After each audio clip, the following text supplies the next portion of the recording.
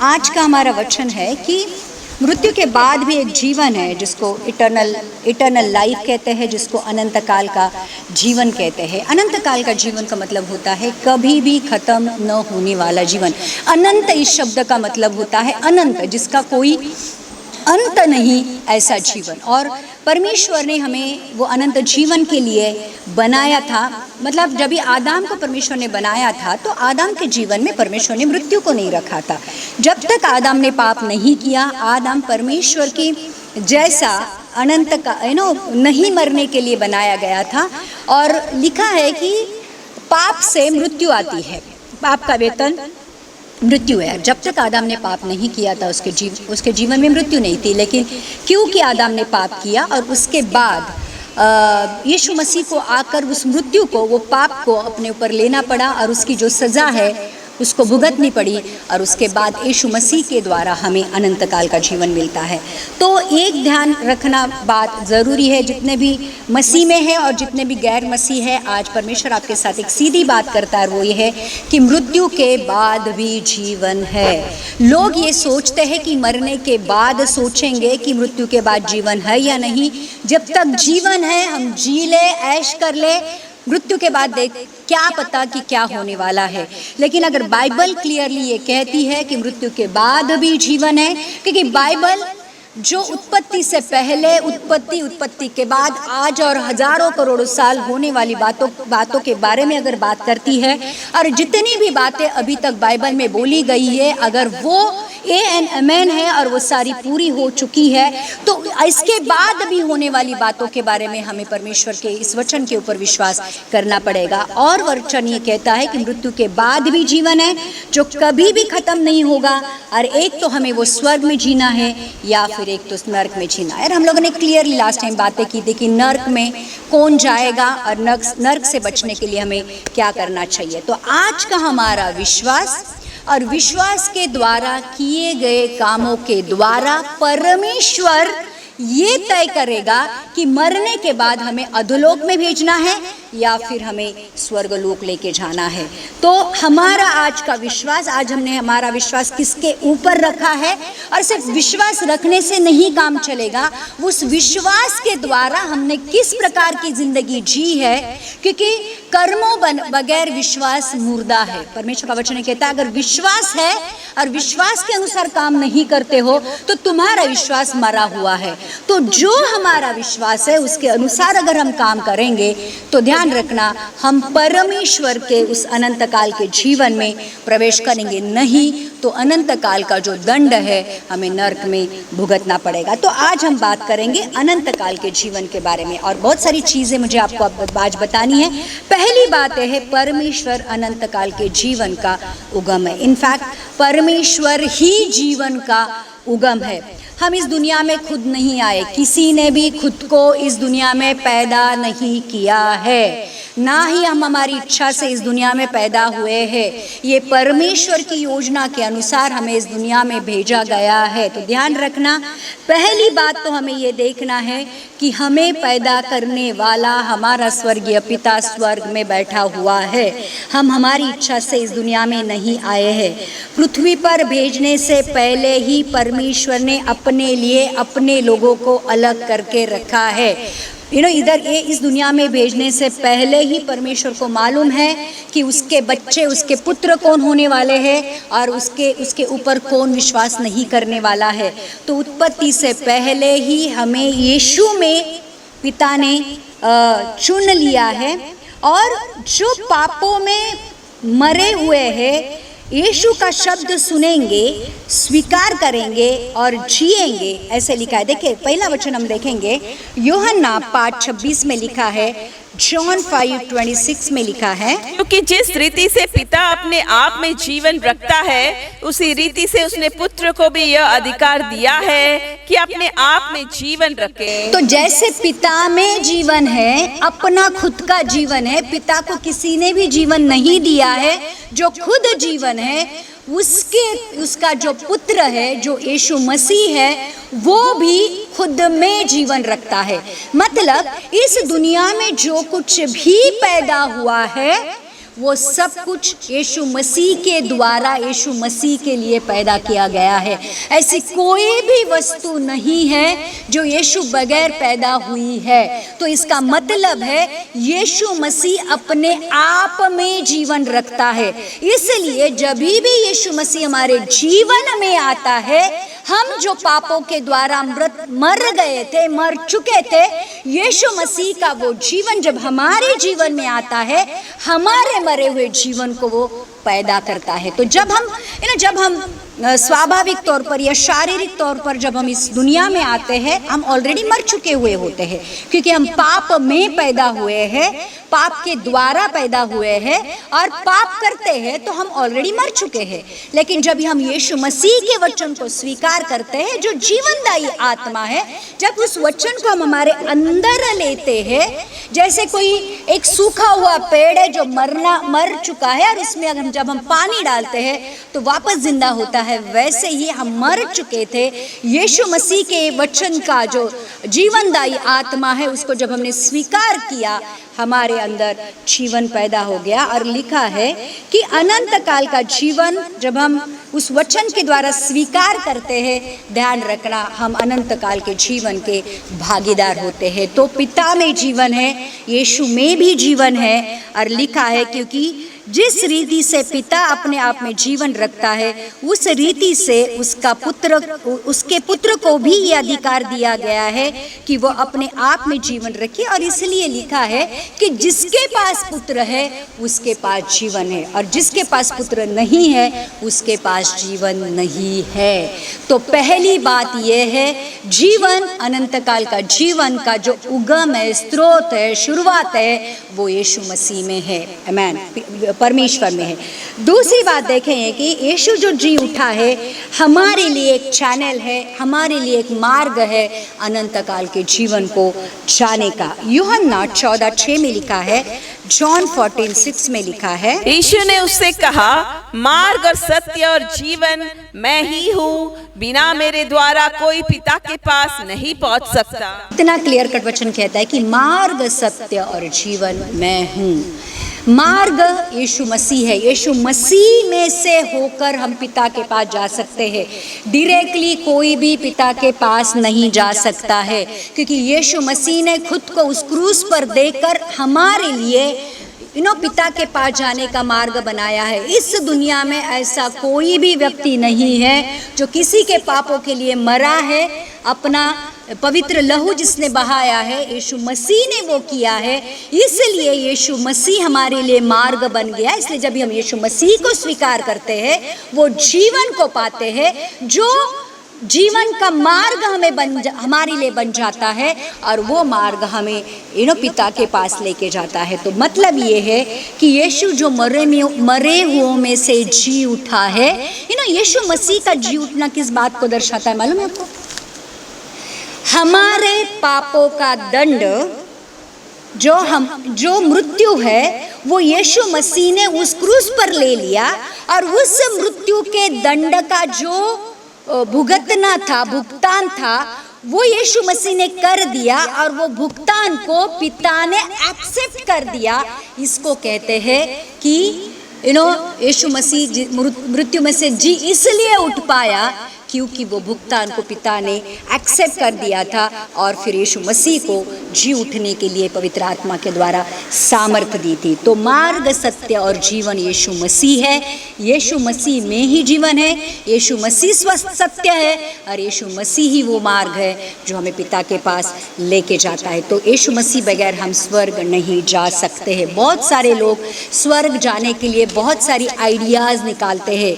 लोगों को लगता है पुण्य कर्म करने से, अनाथों को दान देने से, वृद्धाश्रम चलाने से, अच्छे काम करने से, उपवास करने से, नंगे पैर चलने से, चढ़ावा चढ़ाने से, या बहुत कुछ जो हमको ऐसे लगता है कि जिससे परमेश्वर प्रसन्न होता है, ऐसी चीज़ों से हम स्वर्ग जाएंगे? कदापि नहीं। समझ लेना, स्वर्ग जाने का एक ही मार्ग है, और वो एक ही सत्य है, और वही एक जीवन है जो यीशु मसीह है। उसके बगैर हम कभी भी स्वर्ग नहीं जा सकते हैं।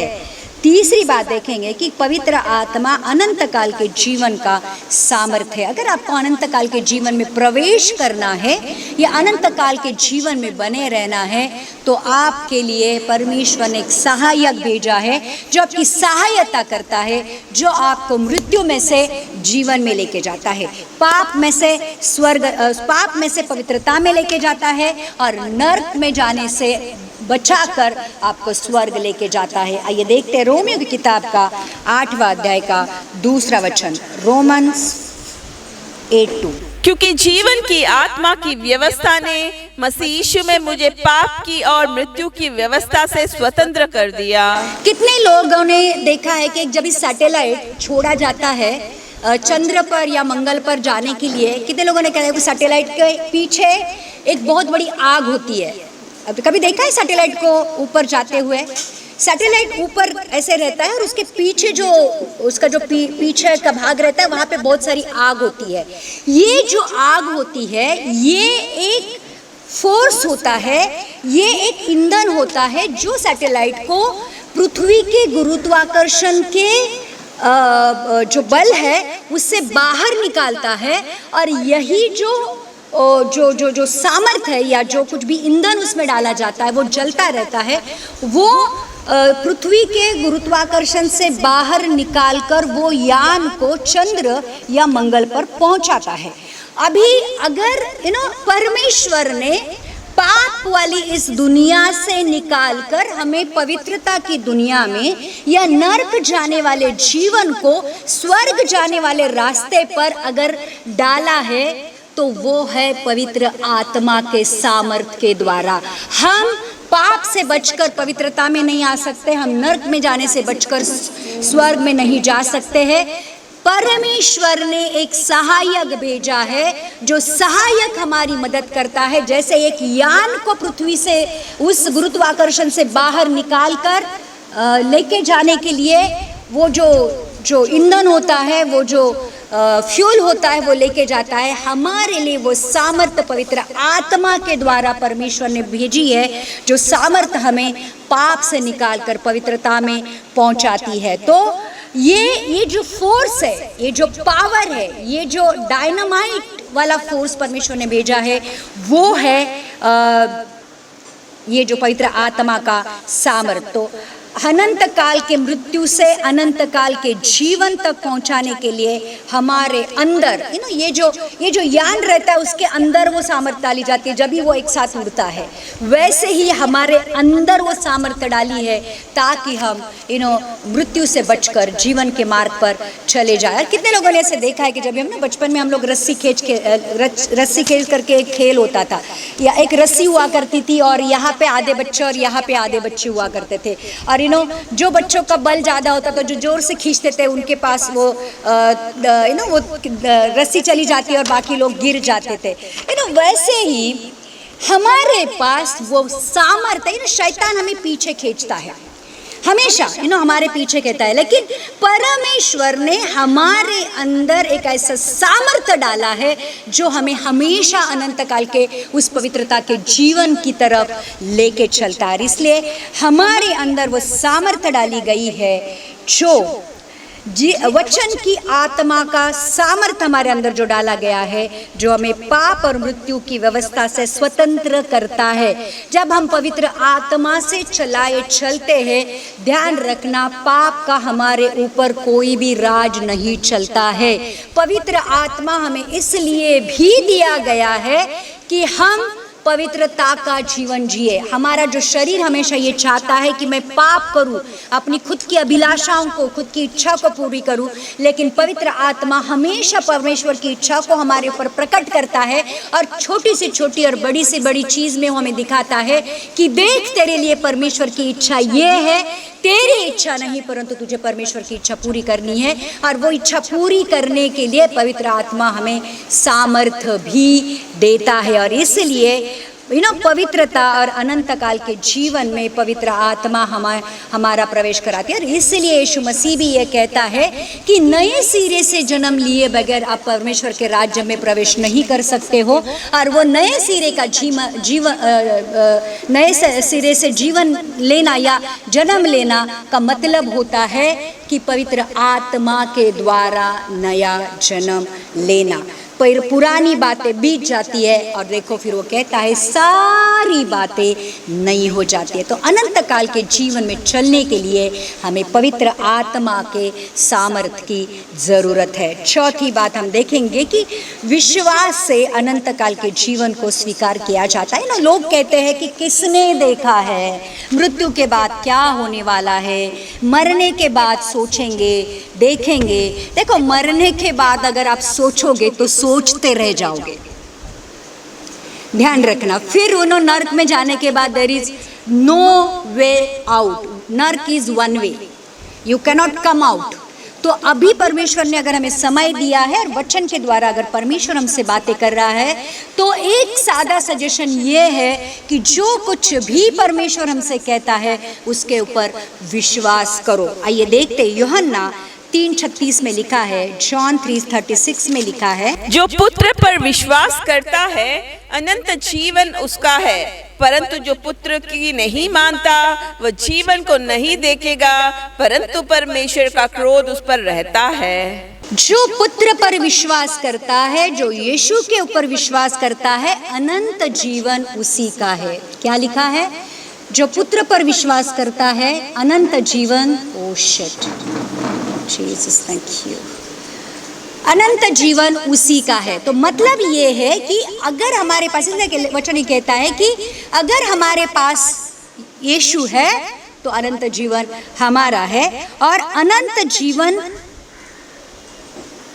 जो पुत्र पर विश्वास करता है अनंत जीवन उसका है, परंतु जो पुत्र की नहीं मानता वह जीवन को नहीं देखेगा, परंतु परमेश्वर का क्रोध उस पर बना रहता है। तो ध्यान रखना, हमारे पास समय है, हमारे पास वचन है, हमारे पास परमेश्वर ने दिया हुआ विश्वास है। अगर हम ये करते हैं तो ध्यान रखना, हम मृत्यु से पार होकर जीवन में प्रवेश करेंगे। अगर विश्वास नहीं करेंगे तो यहाँ पे क्लियरली लिखा है कि आपको पिता के क्रोध का सामना करना पड़ेगा। और वो 1 दिन नहीं, 2 दिन नहीं, 3 दिन नहीं, अनंत काल तक आपको पिता के क्रोध का सामना उस नरक में करना पड़ेगा और नरक की आग में आपको जलना पड़ेगा। तो वचन ये क्लियरली कहता है कि यूहन्ना 3:16 में लिखा है कि पिता ने जगत से ऐसा प्यार किया कि उसने अपने इकलौते पुत्र को दे दिया ताकि जो कोई उस पर विश्वास करे वो अनंत काल का जीवन पाए। यीशु मसीह ने हमें अनंत काल का जीवन इसलिए दिया है कि हमारा नाश ना हो। पिता ने भी वो सैक्रिफाइस इसलिए किया है कि हमारा नाश ना हो। तो वचन क्लियरली ये कहता है कि जो कुछ भी वचन कहता है हमें उसके ऊपर विश्वास करना है, क्योंकि जो पुत्र के ऊपर विश्वास नहीं करता है वो अनंत काल के उस जीवन को नहीं पाएगा। और विश्वास ही प्रमाण है, एक एविडेंस हमारे लिए। आइए देखते हैं, रोमियो की किताब का 6वां अध्याय का 22वां वचन पढ़ेंगे। रोमन 6:22 में लिखा है, परंतु अब पाप से स्वतंत्र होकर और परमेश्वर के दास बनकर तुमको फल मिला जिससे पवित्रता प्राप्त होती है और उसका अंत अनंत जीवन है। तो यहाँ पे लिखा है कि परंतु अब पाप से स्वतंत्र होकर और परमेश्वर के दास बनकर तुमको जो फल मिला है वो पवित्रता है और पवित्रता के द्वारा आपको अनंत जीवन मिलने वाला। तो इसका मतलब है अनंत काल का जीवन यीशु के ऊपर के विश्वास से शुरू होता है। अब हम पाप के नहीं परमेश्वर के दास बन जाते हैं। ध्यान रखना, परमेश्वर का दास बनना, दास किसको कहते हैं? जो अपनी स्वामी की बातें मानता है। पुराने ज़माने में ऐसे दास हुआ करते थे कि उनको खुद की इच्छा नहीं होती थी, जो कुछ भी उनका स्वामी उनको कहता था उनको करना पड़ता था। कुछ भी जिसको बॉन्ड सर्वेंट कहा जाता था, कि वो पूरी तरह अपने जीवन को अपने स्वामी के हाथ में सौंप देते थे। अब जब हम परमेश्वर के दास बनेंगे तो अब हमारी इच्छा पूरी करने का हमें कोई अधिकार नहीं है। लेकिन अगर हम परमेश्वर का दास बनते हैं, जिसका क्या लिखा है, जिससे पवित्रता प्राप्त होती है, अगर परमेश्वर के दास बनेंगे तो पवित्रता प्राप्त होगी, और पवित्रता का अंत अनंत काल का जीवन है। तो अगर परमेश्वर का दास बनकर पवित्र होते रहना है, पवित्र बनते जाना है, और जिसका प्रतिफल हमें स्वर्ग में अनंत काल का जीवन मिलना है, तो कोई भी चाहेगा कि मैं परमेश्वर का दास बनूं। देखो, अगर हम शैतान के दास बनते हैं, शैतान अपनी इच्छा हमारे द्वारा पूरी करता है, हम अपनी इच्छा अपने द्वारा पूरी करते हैं, और उसका जो अंत, उसका जो उसके द्वारा पाप हमारे जीवन में वास करता है, और पाप का वेतन मृत्यु है, पाप का अंत मृत्यु है, जो अनंत काल का स्वर्ग में नरक में भुगतना है। तो इसका मतलब है कि अगर हमें अनंत काल का जीवन चाहिए तो हमारा विश्वास हमारे परमेश्वर यीशु मसीह के ऊपर चाहिए, जो हमें पवित्रता से पवित्रता में बढ़ाता है, और पवित्रता का अंत अनंत काल का जीवन है। तो और आगे बात देखेंगे कि यीशु मसीह अनंत काल का जीवन का एक साकार या मूर्त स्वरूप है। देखो, यीशु मसीह की तरफ हम देखकर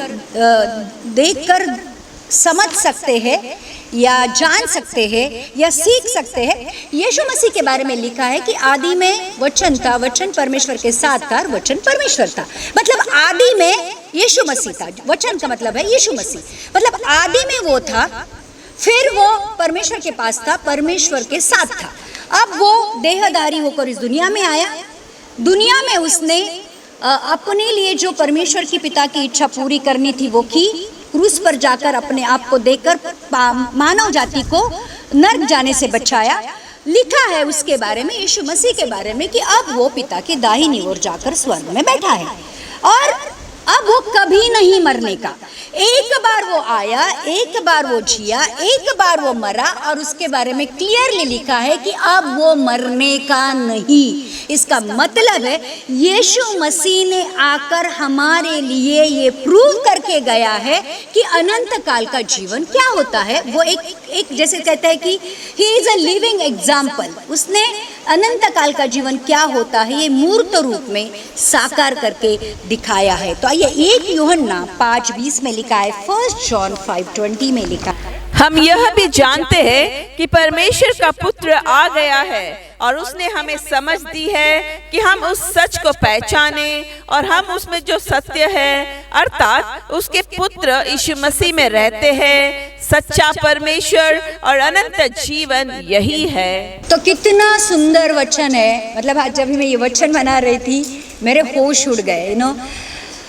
परमेश्वर के लिए प्यार से मेरा दिल भर आया कि परमेश्वर कितना महान है, परमेश्वर कितना ज्ञानी है, परमेश्वर की योजनाएं कितनी अद्भुत है। तो यहाँ पे लिखा है कि परमेश्वर पुत्र यीशु मसीह इस दुनिया में आया, उसने हमें समझ दिए या समझा दिया कि वह जो सच्चा है उसको पहचाने, और उसके अंदर जो सत्य है उस सत्य के अंदर हम रहते हैं। सच्चा परमेश्वर अनंत काल का जीवन यही है। अभी मैं समझाती हूँ उसको। ये क्या है? उत्पत्ति से पहले लिखा है कि हमें यीशु मसीह में चुना गया था। इसका मतलब है चर्च कि उत्पत्ति से पहले ही हम यीशु मसीह में थे। जैसे पूरा संसार है ना, यीशु मसीह के द्वारा सारे संसार का, या जिसको कहते हैं कायनात उत्पन्न की गई। तो जो कुछ भी था वो वचन के अंदर परमेश्वर पिता ने डाल के रखा था। हमें इस पृथ्वी पर भेजने से पहले ही पिता ने हमें यीशु मसीह में रखा था। फिर नियत समय पर हमें इस दुनिया में भेजा गया, और क्योंकि अब हम आदम की संतान बन चुके थे, तो आदम की संतान के होने के कारण हम पाप में पैदा हुए, पाप करते रहे। फिर नियत समय पर यीशु मसीह ने अपने वचन को हमारे पास भेजा, उसी वचन के साथ हमारे अंदर विश्वास को भी डाला, हमने उस विश्वास के द्वारा जो परमेश्वर ने हमें दिया है उस वचन पर रखा, उस वचन को हमने ग्रहण किया, यीशु मसीह को हमारा प्रभु जानकर हमने ग्रहण किया और हमारा उद्धार हो गया। और फिर जितनों ने यीशु मसीह के ऊपर विश्वास किया उतनों को पिता ने पुत्र बनने का अधिकार दे दिया और फिर हम यीशु मसीह के विश्वास के द्वारा पिता के पुत्र बन गए। मतलब हम जो यीशु मसीह में थे इस दुनिया में भेजे गए, इस दुनिया में आने के बाद हमने वचन के ऊपर और यीशु मसीह के ऊपर विश्वास किया, उस विश्वास के द्वारा हमारा उद्धार हुआ और ऑफिशियली हमें स्वर्ग जाने का उस ग्लोरियस क्या बोलते हैं वैभवी देह में स्वर्ग में जाने का परमिशन मिल गया, या हमें जाने के लिए वे मिल गया, एक मार्ग मिल गया। तो हम जो यीशु मसीह में रहते थे, यीशु मसीह के अंदर ही रहते थे, लेकिन जब ऑफिशियली पिता को हमें हमारी उपस्थिति को चाहिए था, पिता की योजना इतनी बेहतर इतनी सुंदर थी कि उसने हमें इस दुनिया में भेजा, विश्वास भी दिया, हमने विश्वास भी किया, उद्धार को स्वीकार किया, यीशु मसीह में विश्वास में पवित्र आत्मा वचन के द्वारा हम चलते रहे।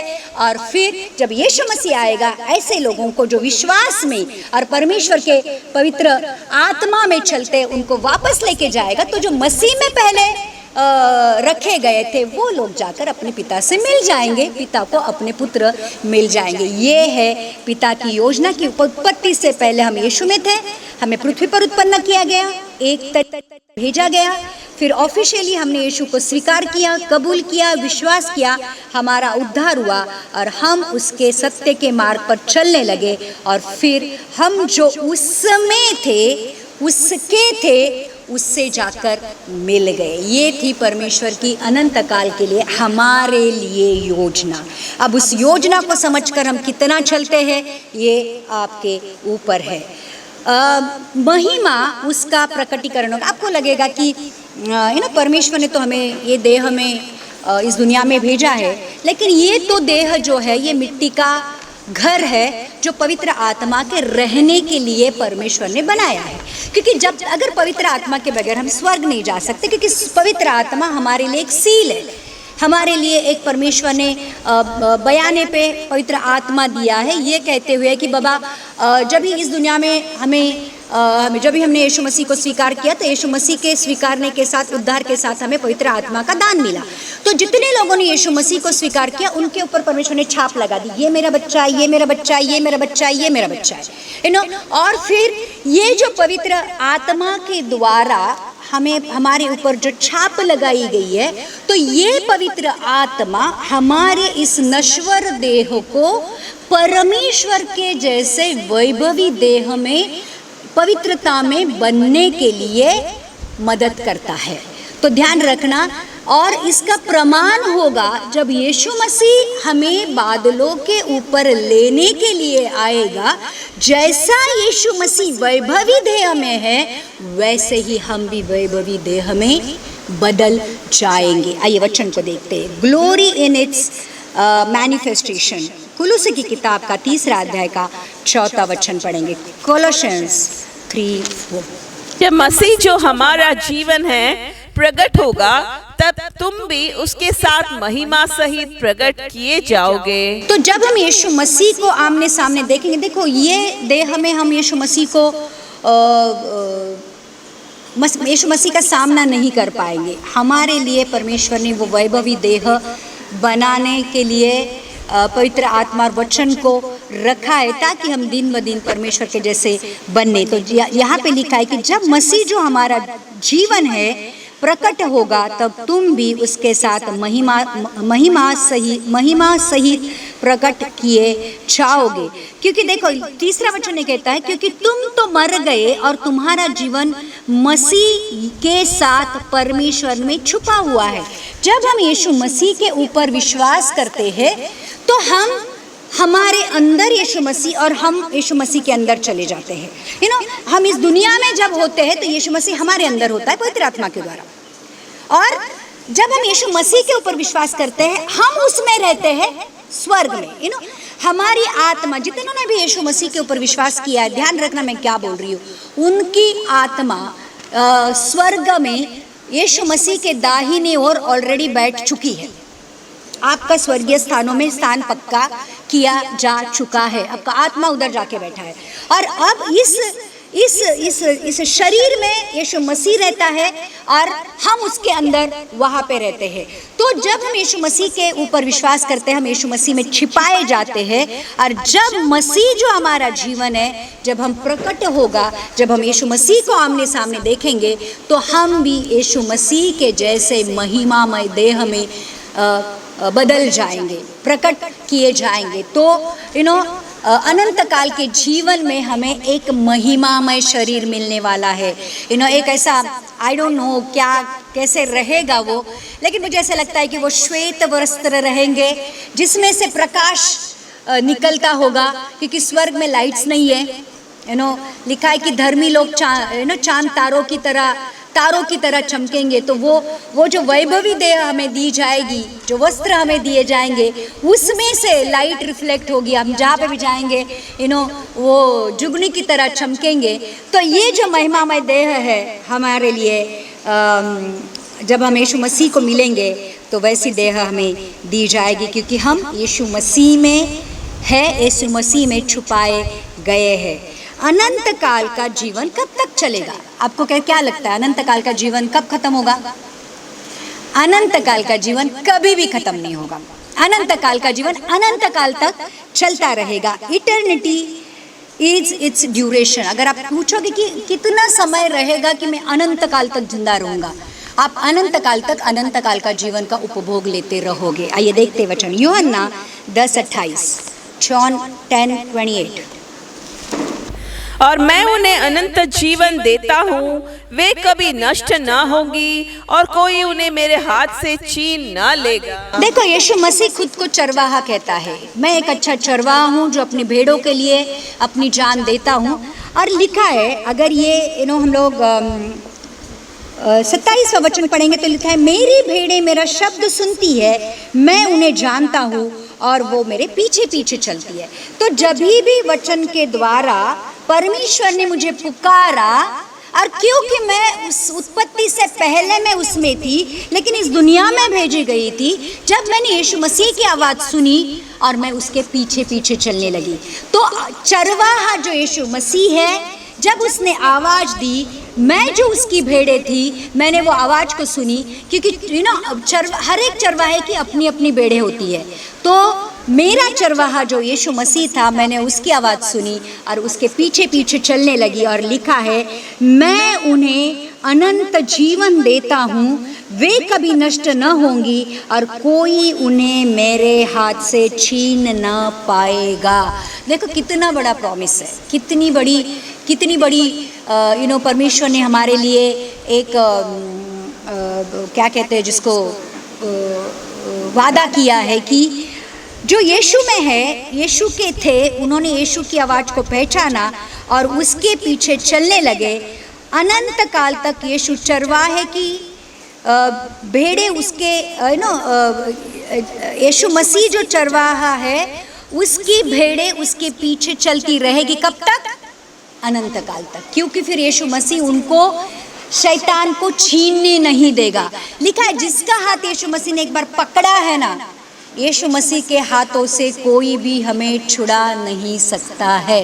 अनंत काल तक हम यीशु मसीह के साथ रहेंगे, क्योंकि यीशु मसीह ये कह के गया है, जहाँ मैं हूँगा वहाँ पे तुम भी होगे, क्योंकि यीशु मसीह हमारे लिए स्वर्ग में घर बनाने गया है। वो एक बार जब हम उसको पकड़ेंगे, फिर वो हमें कभी नहीं छोड़ेगा और ना ही वो हमें छोड़ने देगा, है ना। इसलिए जो भी लोग जिससे परमेश्वर प्रेम करता है, वो बहुत जेलस परमेश्वर है, बहुत जलन रखने वाला परमेश्वर है। जब भी उसकी भेड़ें इधर उधर ताकने लगती है ना, वो जोर से एक रट्टा देता है और वापस उनको राह पर लेके आता है, क्योंकि वो जलन रखने वाला परमेश्वर है। उसको कभी भी अच्छा नहीं लगता है कि मेरी दुल्हन किसी और की तरफ देखे, किसी और की तरफ पीछे चली जाए। इसलिए ध्यान रखना, वो जलन रखने वाला परमेश्वर है, जो जिसको वो पकड़ता है उसको कभी भी छोड़ता नहीं है।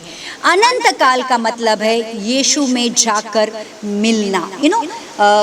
इस दुनिया में हम आए हैं, इसलिए वचन ये कहता है कि हम प्रवासी हैं, हम इस दुनिया में स्ट्रेंजर्स है, अजनबी है, ये दुनिया हमारे लिए नहीं है, दुनिया में तो है हम, लेकिन दुनिया के नहीं है। क्यों मालूम है?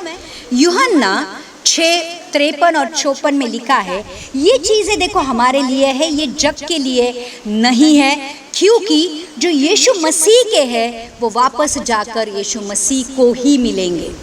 यीशु ने उनसे कहा, मैं तुमसे सच सच कहता हूँ कि जब तक तुम मनुष्य के पुत्र का मांस ना खाओ और उसका लहू ना पियो, तुम में जीवन नहीं। जो मेरा मांस खाता और मेरा लहू पीता है, अनंत जीवन उसी का है, और मैं उसे अंतिम दिन फिर जिला उठाऊंगा। ये बातें सुनकर बहुत सारे लोग विश्वास से फिर गए कि ये क्या बात कर रहा है कि मेरा शरीर खाने की चीज़ है और मेरा लहू पीने की चीज़ है।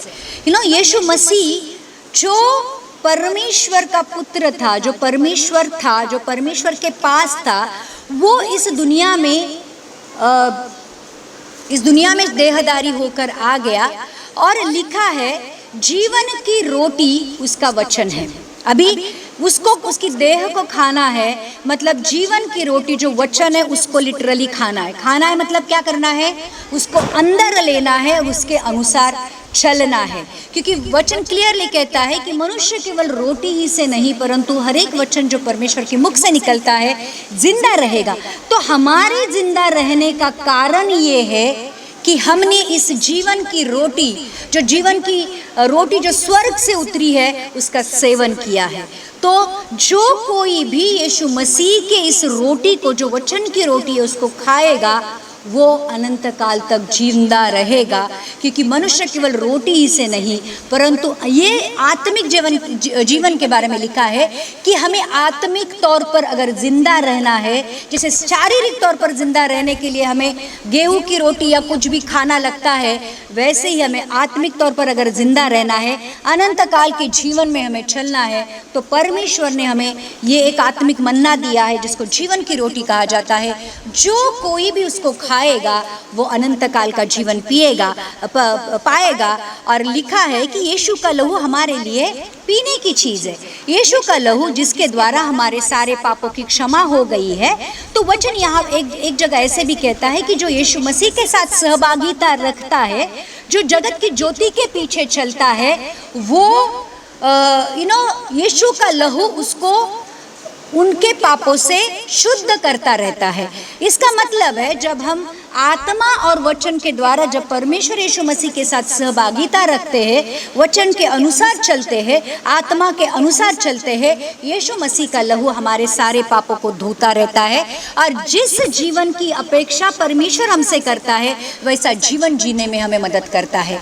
और यहाँ पे जो रोटी और यीशु मसीह का देह खाने का, यीशु मसीह का मांस खाने की चीज़ है और उसका लहू पीने की चीज़ के बारे में जो बात की, वो प्रभु भोज के बारे में भी बात की है कि उसने एक कमांडमेंट, एक आज्ञा ये दी थी कि जब तक मैं ना आऊँ जब भी तुम इकट्ठा होते हो मेरे याद में, उस क्रूस की याद में तुम प्रभु भोज लो। और प्रभु भोज का मतलब होता है जो रोटी है जो यीशु मसीह की देह है और जो दाखरस है जो यीशु मसीह का लहू है, उसको हमें ग्रहण करना है, ये याद करते हुए कि यीशु मसीह के लहू के द्वारा और यीशु मसीह के उस तोड़े, उसके लहू के, उसके शरीर के तोड़े जाने से हमें अनंत काल का जीवन मिला है। और फिर अनंत काल के जीवन का मतलब है परमेश्वर पिता और यीशु को जानना। हमारे जीवन का मकसद क्या है, फिर एक बार हमें जानना पड़ेगा। मेरे जीवन का मकसद क्या है? मेरे जीवन का मकसद पैसा, प्रॉपर्टी, नाम, फैमिली, खाना पीना, अच्छे कपड़े पहनना, अच्छे गाड़ी में घूमना, ये है? या फिर मेरे जीवन का मकसद ये है कि जिस परमेश्वर ने मुझे जीवन दिया है उसको नज़दीकी से जानना। आइए हम एक आखिरी वचन लेते हैं, यूहन्ना की किताब का 17वां अध्याय का 13वां वचन, यूहन्ना 17:3। और अनंत जीवन यह है कि वे उस एकमात्र सच्चे परमेश्वर को और यीशु मसीह को जिसे तूने भेजा है जाने। अनंत जीवन यह है कि वे तुझ एकमात्र सच्चे परमेश्वर को और यीशु मसीह को, मतलब पिता को, जो एकमात्र, उसके अलावा कोई परमेश्वर नहीं है, उस एकमात्र पिता परमेश्वर को और यीशु मसीह को जाने। अभी यीशु मसीह को जानना है तो कैसे जानेंगे? यीशु मसीह के बारे में किसमें लिखा है? पवित्र शास्त्र में।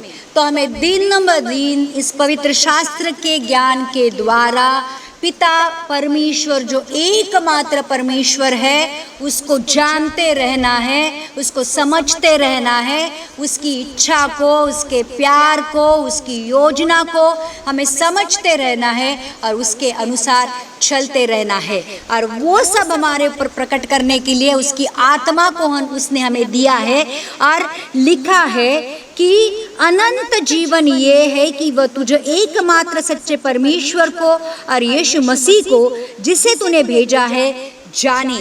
तो हमारी जीवन का मकसद खाने पीने, पहनने और काम करने के बजाय ये होना चाहिए कि दिन ब दिन मेरे जीवन में परमेश्वर के ज्ञान के में कितना मुनाफा हुआ है, मैंने आज कितना परमेश्वर को जाना है। और जितना आप उसको जानोगे उतना उससे और उसके प्यार की गहराई में पड़ जाओगे। हमारा परमेश्वर प्यार का सागर है। जब वो गहराई उसके प्यार की हमारे ऊपर प्रकट होती है ना, जो बंदा परमेश्वर के प्यार को जानता है वो कभी भी ऐसा नहीं होगा कि उसके प्यार में पागल नहीं होगा। आपको क्या लगता है जो लोग परमेश्वर के प्यार में पागल होते हैं वो मरने तक क्यों उसके विश्वास में बने रहते हैं? क्योंकि उनको मालूम है एक ही ऐसा सच्चा खुदा है जो मुझसे प्रेम करता है। इसलिए दिन ब दिन अधिकाधिक परमेश्वर को जानना हमारे जीवन का मकसद होना चाहिए। और अनंत जीवन उसी को कहते हैं। जिस दिन आप यीशु मसीह के ऊपर विश्वास करते हो उसी दिन आपके अनंत काल के जीवन की शुरुआत होती है, जो कभी नहीं खत्म होता है। ध्यान रखना, यीशु को एक उद्धारकर्ता के रूप में, प्रेमी के रूप में, पिता के पुत्र के रूप में और पिता को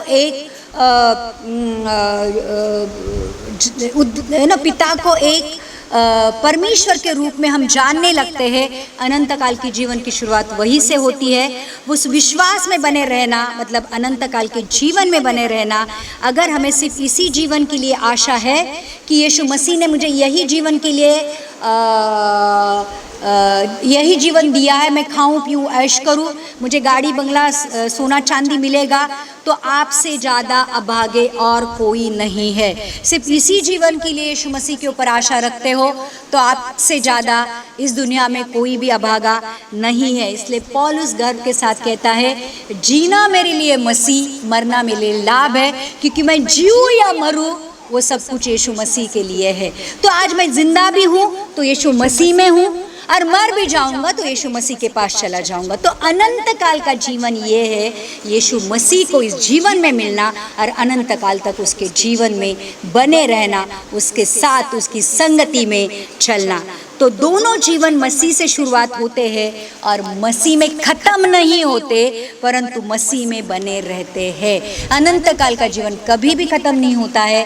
ध्यान रखना चर्च, आज सिर्फ हमें इतना ही समझना है, जिसके ऊपर आपने विश्वास किया है उसको अधिकाधिक जानना आपके अनंत काल के जीवन में आपको बनाए रखने में आपकी मदद करेगा। परमेश्वर आपको इस वचन के द्वारा आशीषित करे। आमेन, आमेन, आमेन। Jesus, thank you. प्रभु यीशु, धन्यवाद करते हैं आज के इस वचन के लिए। प्रभु, तूने एक बहुत सुंदर रीति से हमें अनंत काल के जीवन के बारे में समझाया है प्रभु जी। और प्रभु, आज हम जान गए हैं उत्पत्ति से पहले, क्योंकि तूने हमें चुना है, विश्वास दिया है, और परमेश्वर उस विश्वास में बने रहने के लिए तेरा वचन और तेरी आत्मा को हमारे अंदर डाला है।